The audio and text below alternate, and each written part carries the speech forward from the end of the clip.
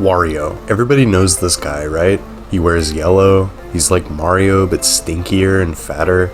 He goes wahaha. He's a misogynist. Wario used to star in quite a few games for a while. WarioWare is still alive and well, and those games are great fun with friends and are brimming with charm and humor. But before those games started popping off, Wario was already an established character. On the OG Game Boy, he made his debut in Mario Land 2 or whatever. He was in a Bomberman game. He started getting his own platformer spin-offs with a series called Wario Land, and the fourth entry in this series, Wario Land 4, on the Game Boy Advance, is a game that I like a lot. And since it's an old favorite of mine, I thought I'd revisit it and try making a video about it or something.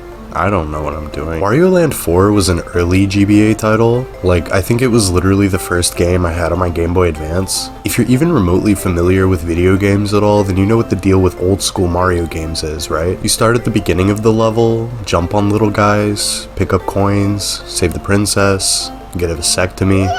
Wario Land is kind of built on that foundation, but since Wario is supposed to be a stinky, weird version of Mario, they made the games he's in reflect that a bit. I'm not really gonna focus on comparing Wario Land to Mario Bros or whatever, because I think that'd be pretty boring. This isn't even really a review of the game. I'm just gonna play Wario Land and talk about it, if that's okay with you. Game's presentation right at the start is pretty fantastic. The visuals here kind of go for noir comic book style with the heavy shadows and shit. I love this opening, and the music that plays in it rules as well. The rolling organ just absolutely kills me. I fall in love with it every time I hear it. The entire game's soundtrack is actually amazing, especially considering that this is a Game Boy Advance game, and that thing's sound chip kinda sucked. The soundtrack was arranged by Ryoji Yoshitomi, a guy that had previously made the soundtrack to Metroid 2, and that's one of the best parts of Metroid 2, so it seems like he hasn't been responsible for a game's soundtrack since this one, which I think is a huge shame because he's a really unique composer, very talented, very versatile. He still seems to be working at Nintendo doing sound effects and sound supervising,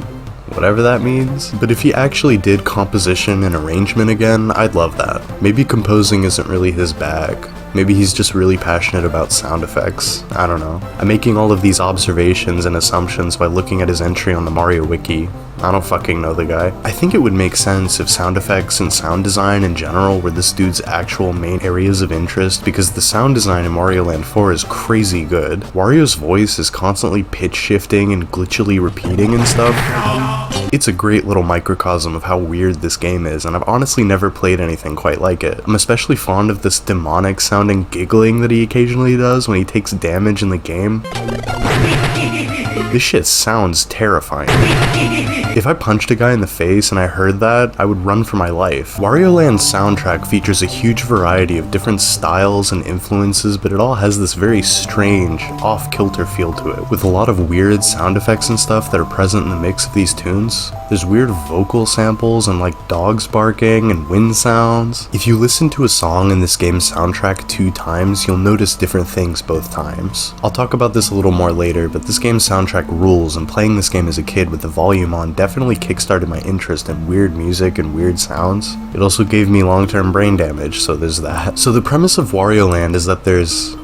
Jesus Christ, Wario, you almost killed that cute little cat. That was horrible. There's this mysterious pyramid that was recently discovered deep in the jungle, and Wario, being the piece of shit venture capitalist that he is, he wants to go and get rich off of the treasures within. Wario finds the pyramid and falls inside of it.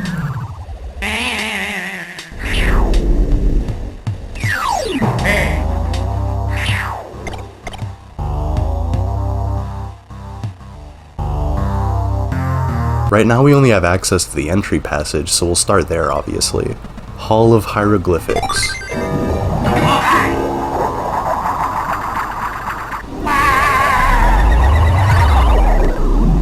Hall of Hieroglyphics is a perfect tutorial. It teaches you everything you need to know about how the game works, and it's a fun level with groovy ass music. Wario controls really well. You can make really precise movements with him, but this game's platforming never gets to be super difficult where you'd need to have pixel perfect control. It's nice anyway though. Any game that lets you do this is cool. Yeah, I'm fucking wave dashing. Alright, okay, I think I'm ready. Somebody please help train me to be a psychological manipulator so I can finally play Smash 4 at a competitive level. You follow the signs and progress through the stage, picking up jewels and coins and these special gem fragments out of these golden boxes that have this smiling face on them. There's 4 in every level and you've got to collect all of them if you want to progress. If you miss one, you can always come back to the level, but it would be pretty much impossible to miss one in this level because they're so easy to find. They're literally in your way. In later levels, you've got to search around for them a bit, giving every level a hint of Metroid-style search action gameplay. Is that what we're calling it now? Is Metroidvania an outdated term?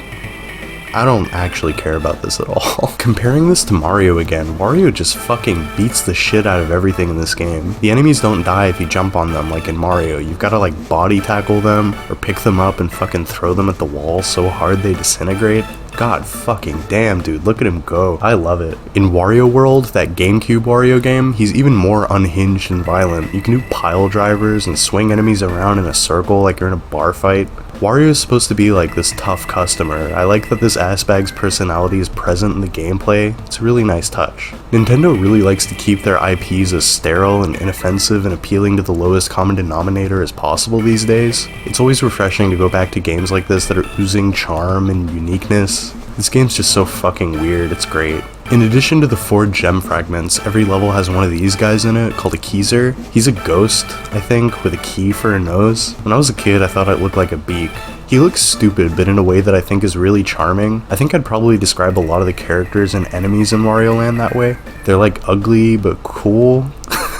I don't know. Once we're at the end of the level, we hit this frog statue to reopen the portal that we entered at the beginning. In this level, it's right next to where we are, and it's very quick to get out to exit the stage, but every other stage is going to involve us hitting the switch and then hauling ass back to the beginning to get out in time. You'll see how it works. It's fun. I promise it's fun. But basically, yeah, the goal for each level is to collect the 4 gem fragments and Keyser and get back out. The gem fragments form a complete gem, and they're used as keys for the boss door at the end of the passage, essentially. Since this is just the tutorial passage, there's only 1 level before the boss. Every other passage has 4 levels in it. The boss to this passage is called Spoiled Rotten, and they're a big berry, eggplant, child creature? Who the fuck was the character designer for this game? Oh, okay, these guys. I hope you all got promotions. This is a pretty easy fight. You just tackle it a couple of times until they start getting scary and disgusting, and then you just jump over it and hit it from the back, like my wife's boyfriend taught me to do. Once we've beaten them, the game can finally actually start now. We get access to 4 more passages. The Emerald Passage, the Ruby Passage, the Topaz Passage, and the Sapphire Passage. These all have themed levels. Emerald has levels based on nature, Ruby has levels based on industrialism, Topaz is toys and games, I think, and Sapphire is horror themed. It's actually pretty cool how the walls in each of these passages here actually reflect the theme that the passage is going for, like the skeletons on the walls of the Sapphire passage. I think if you were wanting to play them in order of how difficult they are, from easiest to hardest, it's probably Emerald, Topaz, Ruby, Sapphire?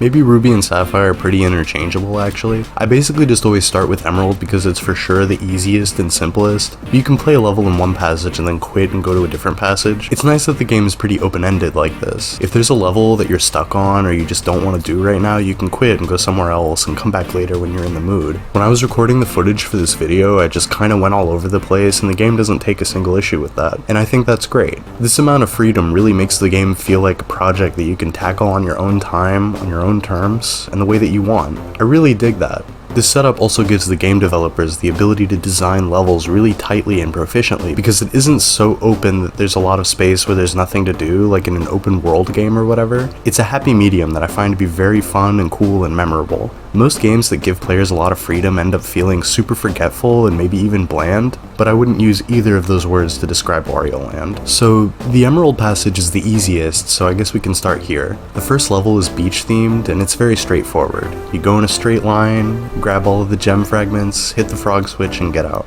I like that there's hidden walls to walk through to find secrets and stuff. There's a CD in this box. The CDs are great in this game. There's one in every level and you can listen to them in the sound room at the top of the pyramid. You would think that this is the game's soundtrack, right? Like every CD is the music that plays in that level that you find it in, but no, it's not even close to that. Each CD is made up of these weird avant-garde compositions that I doubt many people would even classify as music.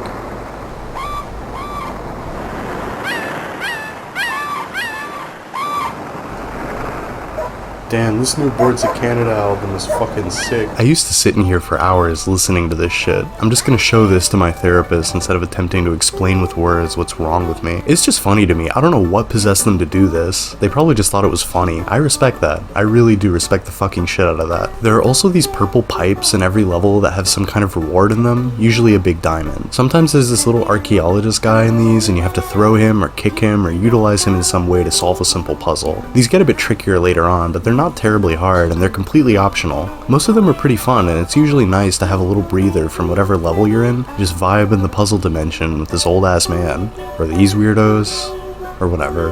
The game's levels basically exist in two phases, I'd say.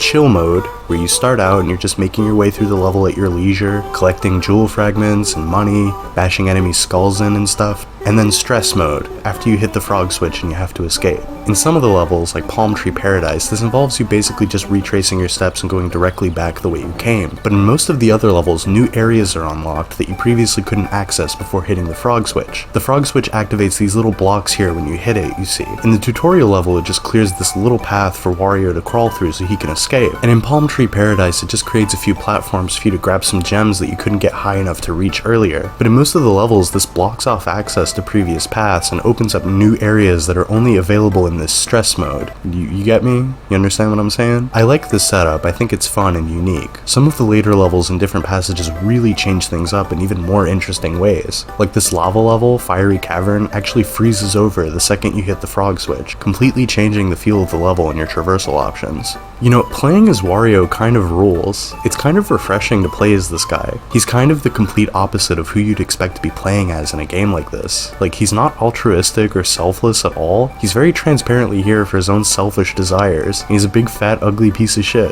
right? I fucking love Wario. Like, he's obviously strong, he lifts, as you can see from the beginning of every boss fight, but otherwise he's not conventionally attractive, he's not kind-hearted, he looks like somebody that could be my uncle or something. Like, he'd show up at my apartment at 11 at night asking me for Taco Bell money. He's more of a human being than basically any other Mario character. I love Wario.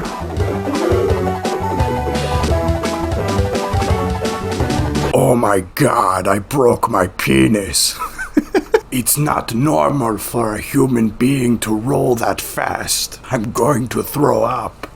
Back in the Emerald Passage, the 4 levels we complete here are pretty fun, and they thematically kind of blend together really cohesively. It feels the most consistent, like you're progressing through a world. All of these areas are kind of like disconnected little vignettes of different environments, and this isn't a bad thing at all, but the Emerald Passage is the most fluid, I guess is what I'm trying to say. I actually love that the rest of the passages feel more disconnected and weird. This game has this surreal, kind of dreamlike atmosphere sometimes, and the levels changing locales and even presentations styles and stuff enhances the experience overall, I think. At least for me. Going into the Topaz passage and starting out in this weird building block level with these fucked up little Wario homunculi driving fucked up little cars, and then moving on to an area where the sky and sun and background are drawn with crayon is cool and impactful. I think I'm probably the only person on the planet that would compare this game to Yuminiki, but it almost feels like that sometimes, with how jarring the switch-ups can be. It's not super shocking or anything, but it's genuinely different. Nintendo would never do something this cool now. The setup in this game being what it is nice. It's a good mix of linear game design and exploration that never feels boring or slow-paced. In earlier Wario Land games, you're kind of dropped into these levels and they're bigger and there's a lot more exploration to do and you move a bit slower.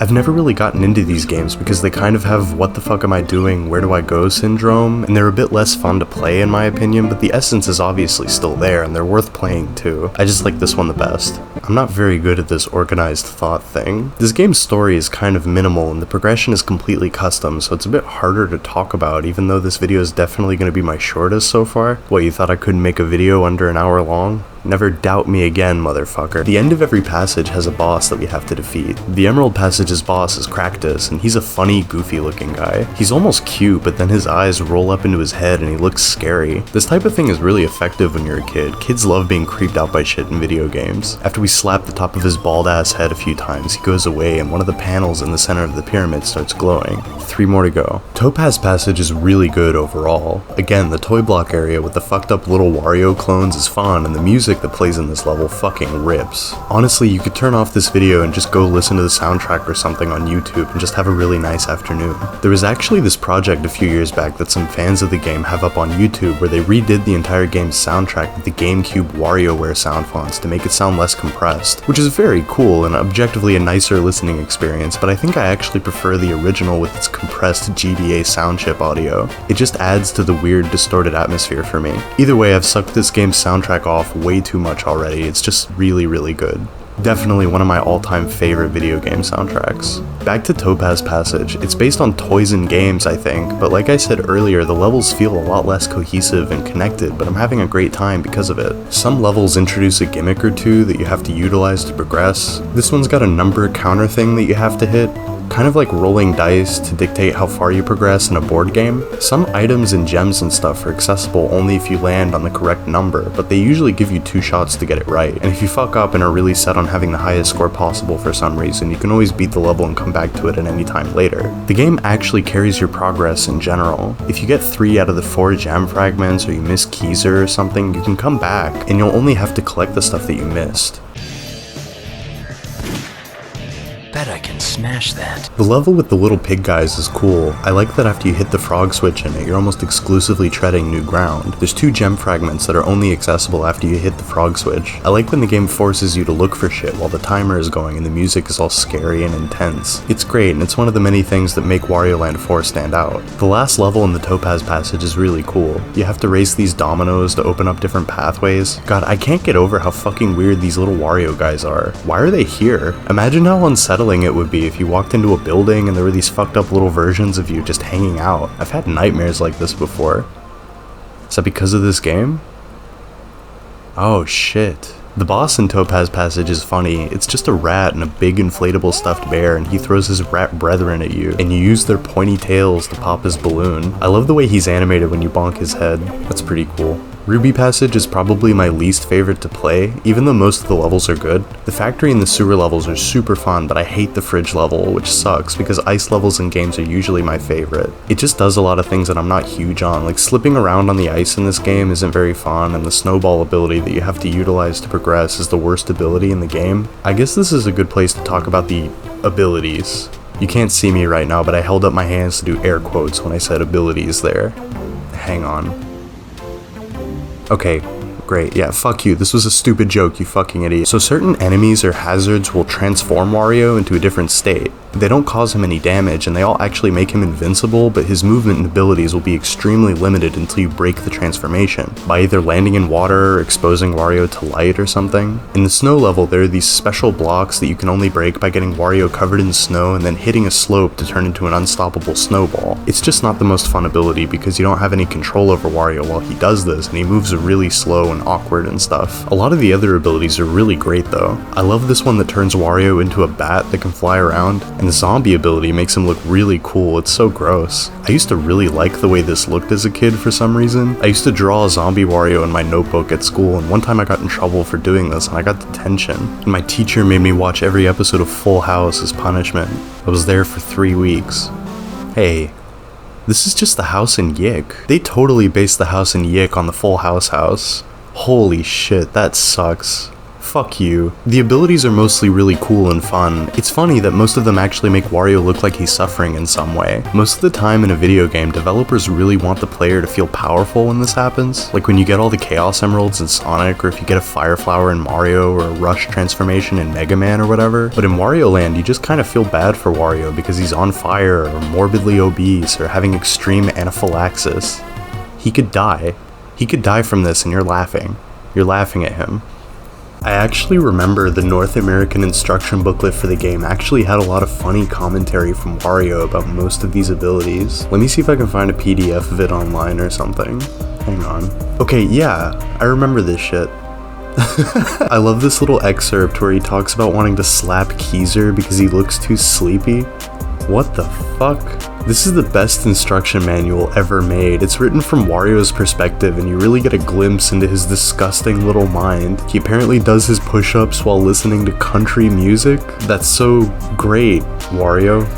So happy for you, man. Ruby Passage is great. I don't even mind that the fridge level kind of sucks because the last level is really good. It's made up of a bunch of rooms where you've got to throw these balls into these mechanisms to progress. It was right here when I was recording footage for this video where I first realized that when you crouch, the background music slows down a little bit.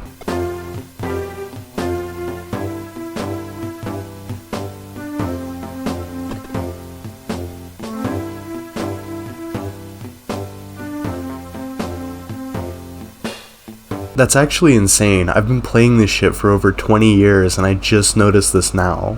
As usual, after you beat the 4 levels, you have access to the boss, obviously, but there's actually this mini-game room that's available before every boss as well that I haven't talked about yet. You can play some silly mini-games to earn medals, which you can use to purchase weapons to help you against the boss, but most of the bosses aren't super hard, so I rarely do this. The mini-games themselves are mildly amusing though. The Wario Hop one is the most fun, with you jumping over obstacles in time with the background music. The baseball one and face matching one aren't really that noteworthy at all, but it's cool that there's minigames, I guess. Some of the possible face combinations in the face matching minigame are pretty good. The boss in Ruby Passage is Cuckoo Condor. It's actually pretty cool looking in my opinion, up until the cuckoo clock mechanism breaks and this dopey condor is flying around shitting eggs on you. Ew. It's a fun boss fight though. All of the bosses are fun actually, none of them are bad. The last passage is Sapphire, and it's great. Crescent Moon Village was my favorite level when I was young. The atmosphere here is really cool, visually and musically. I just really dig what they're going for here. There's this pirate ghost guy hanging out in the background outside, kind of like that ugly pig guy from before, but he doesn't do anything other than swoop in and steal coins that come out of enemies and blocks and stuff. When you get Keezer and you're heading back in stress mode, he'll swoop in and steal him away and you've got to chase him, which is always really fucking tense. God, you know, I actually just started thinking about this, and like, whenever we find a Keezer and bring them back with us, they unlock a level and then they immediately disappear. Do they like die? Can ghosts die? Is the big pirate ghost trying to save him from us? I already talked about Fiery Cavern before, but it's a great level and the music is so fucking catchy. This theme specifically has been stuck in my head for 21 years. No exaggeration. This is one of the harder levels in the game, and I swear that I always have to play it twice because I never remember where all of the gem fragments are on my first run, but it's a great level. The final level in the Sapphire Passage is actually one of my favorites to play. It's a good reprieve after Fiery Cavern. Super chill, and I like the haunted hotel motif. This one is weirdly one of the easiest levels in the game, which is funny considering that it's the last level of what is supposedly the hardest passage. I like that when you stand outside of the hotel in the stairway here, the music is a bit quieter. I like that type of thing a lot, it's just really nice. The boss of the Sapphire Passage is this giant cat with a bat on its head. It's fun trying to stay out of the water and taking every opportunity you can by jumping off of the waves he makes with his paw to smack him in the head. I like your cut, G. Alright, yeah, that's all 4 passages done now. What's next?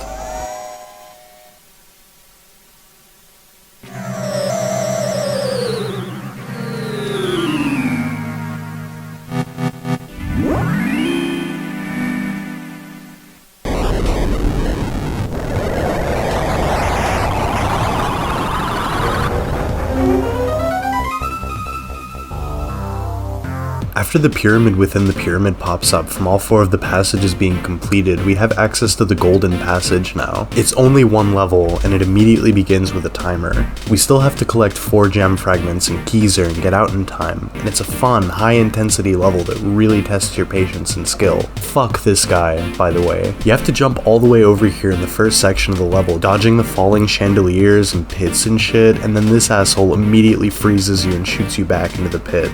It's evil. Fuck you. I love you. The final boss fight is against the Golden Diva. We enter her chamber and the cute little cat that's been hanging around attempts to attack her.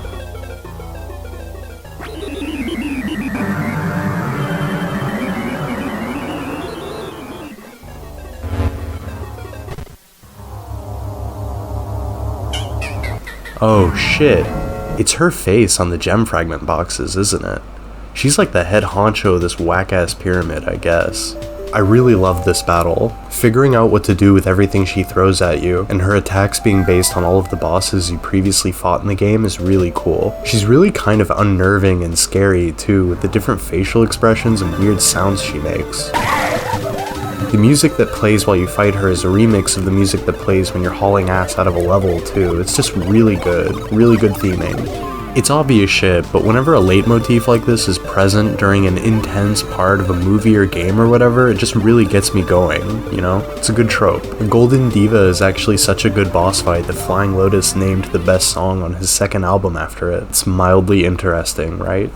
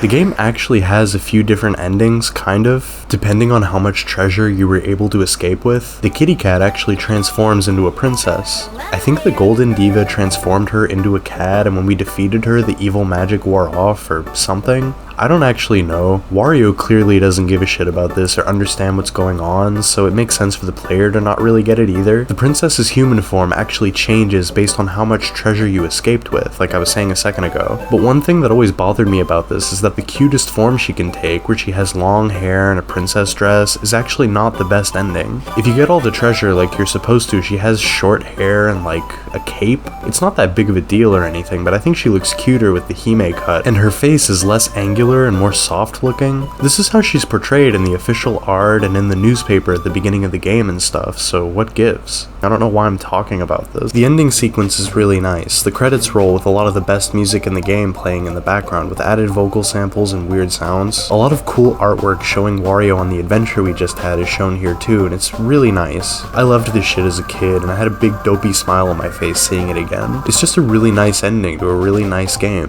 Wario's gonna use his newfound riches to eat all-you-can-eat steaks at a trashy buffet. Absolutely perfect ending. You can actually play this game in 3 different difficulties. For this video I just played normal mode because I felt like taking it easy, but hard mode is pretty interesting. There are more enemies in certain levels, and the locations for the gem fragment boxes change, and you have less time with the frog switches and bosses and stuff. If you beat hard mode, you actually unlock the 3rd difficulty, S hard, which gives Wario only 1 HP at the start of every level and intensifies everything else. It's nice to have incentive to continue playing the game after you finish, and it's constructed in a way that rewards you for learning the layouts of levels and beating it as fast as you can. I'm sure the speedrunning community for this game is fairly substantial. Yeah, look at that. New world record happened this year. That's pretty cool actually. Yeah, this game fucking rules. Just play it. You can beat it in an afternoon or 2. I've been playing video games for many years now, and this one is still always a lot of fun for me to revisit. I don't know, I really think it's one of Nintendo's best platformers. I love shit like Donkey Kong Country and the old Mario stuff, but something about Wario Land really resonates with me and enchants me. I appreciate it a lot, and I think anybody could have a great time going back to it. Buy a copy of it on eBay or emulate it or whatever. It's really nice.